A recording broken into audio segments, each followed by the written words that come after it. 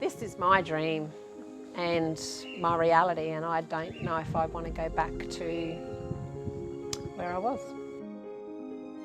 At first I was a bit nervous about it, had no idea, but then all of a sudden here I am, and with lots of trials and tribulations, I'm here doing it and absolutely love every minute of it. Anything to do with babies, that was me. I would babysit anyone's child all the time, and my passion was to be a paediatric nurse. We married and had 4 beautiful children. My dream was to become a paediatric nurse and run a paediatric hospital. My husband's dream was to own a cattle property and be a farmer. And I had nothing to do with farming, so no background, petrified of the bulls, used to run in the opposite direction when a cow would come and sniff me. And then we saw this place and he wanted to buy it, and I was like, okay. So we made a decision that it was going to be a family thing and we were going to buy Waterview. So we bought Waterview, which is now known as Millstream Springs. And my first experience is we put all the cattle through the yards, because there was cattle left, some left on the farm when we bought them. And it was the massive eye-opener for me. I remember walking out of the yards, looking at the property going, oh my God, do we have to do this all the time? And Brett turned around and said, oh yes, quite frequently. And I'm just like, you're kidding me. So I had to look at what we had, or else I was going to cry, because that experience that I was experiencing was not pleasant. Anyway, then gradually he wanted to go into stud. So I just let him do his thing, and then he realised that he, as a doctor, was not able to do this. He just didn't have enough time. And my kids had got to a point where they were sort of young enough and old enough to sort of be themselves. And in order to make it work, I needed to come up to Milla and step in. I try and put my nursing knowledge into an animal world, and I know they're not exactly the same, but the concepts are the same. So in the nursing world, if the baby is born and not doing very well, then these are the steps I will take. So in the cattle world, if that calf is born, then the steps I would take would be no different. So you just step in and you revive and do resuscitation and maintain warmth and stuff like that. So it's very similar. There's been heaps of biggest challenges, but the biggest challenges I had to face was 2 years ago, which was the realisation that I was here on my own, and we had our first lot of bulls to take to the bull sales, and my husband said basically he wasn't coming and I needed to take the bulls to the Rockhampton sales, and I was like, are you kidding me? Like, I've just got up here, I'm petrified of the bulls, and you're now telling me I have to take them to Rocky and sell them. He goes, you'll be fine, off you go. Well, there were days I just sat here and I had a tear, and I was like, oh my gosh. And then I had no idea what was involved in getting them ready for sale. So I had to just do a bit of researching, and yep, got them ready and learned how to bath them and get them friendly and touch them, and took them to the sales and sold them. And it was a bit of a challenge for me personally, but I did it.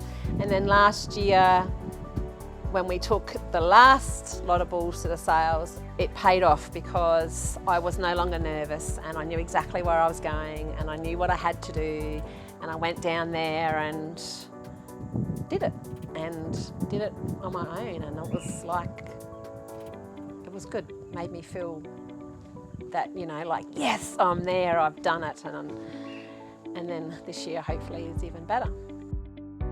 8 or 9 months ago, when I knew I was here for the long haul by myself, we employed Isaac Ramsey, which was probably the best thing we ever did. And he comes with a lot of knowledge in regards to the stud world and has helped me become the person I am in regards to dealing with the cattle, muster properly and draft off. And I'm not scared. I used to give injections like I was giving an injection to a human being, soft and gentle. We sit down and work out our breeding programs, and when we're going to do we do a bit of IVF and embryo transplants. So we sit down and work out our program for the year or the 6 months, and we go out and look at our cows and heifers, our stud stuff, and then we go and do semen research of bulls to try and better the genetics that we're going to have on the ground. We breed Brangus and Speckle Park.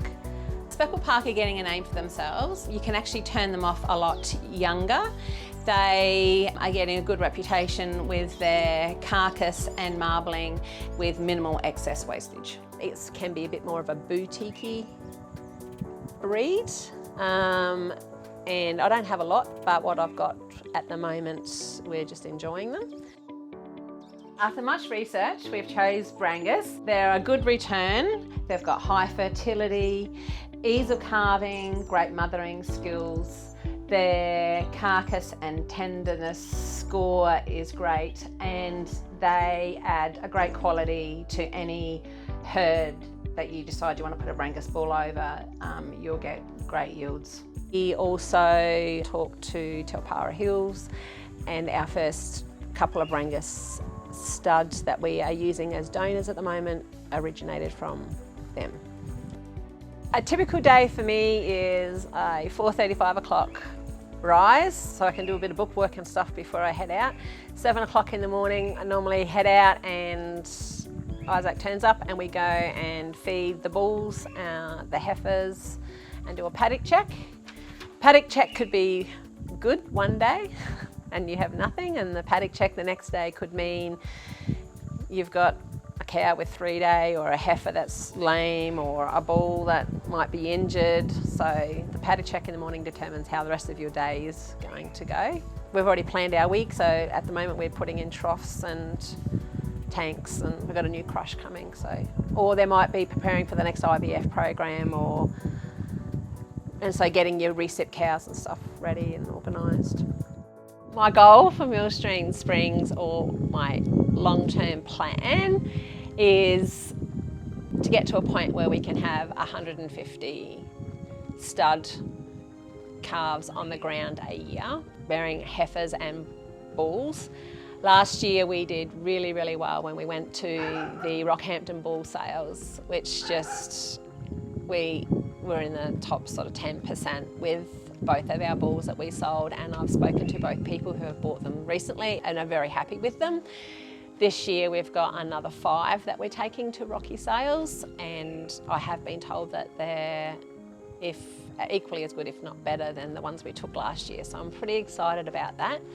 We put a lot of time and effort into the boys, and trying to get them to be adaptive to whatever environment that they are getting sold to. We sell off paddock as well as Rockhampton sales, and hopefully our numbers will be up in the next 12 to 18 months, say 2 years, where people can come and buy off our paddock as well as taking bulls to the sales. So I think there's proud moments every day, because every day I'm doing something different and new and trying to better myself the day before. You may have one dream now, but there are hundreds of dreams. And what you probably need to do is conquer them all, because life is too short. After a big day, or after any day really, at the end I grab my dogs, put my music on, drive around the farm, watch the sunset, sit on many rocks, but there's one favourite one right at the top, and you just sit in the seat and you just watch the sun go down, enjoying a glass of wine. This is my world, and I wouldn't give it up for anything. Love it.